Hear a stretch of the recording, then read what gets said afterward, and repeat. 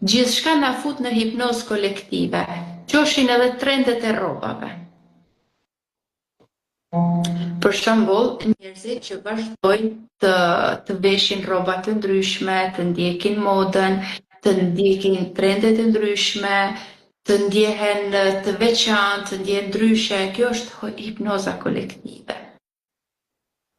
Nuk ke stoli dhe veshje më të bukur se sa shpirti jot të ndriçojë. Nuk ke gjë më të mrekullueshme që kur zgjohesh mëngjes thjesht të ndjehesh që je gjallë, të ndjehesh në paqe, të ndjehesh e plotë. Kjo është krejt ajo çka ti mund të bësh.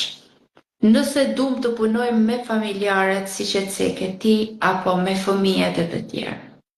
E para që duhet u flasësh, duhet t'i thush kujt po jep fokus. Pse po jep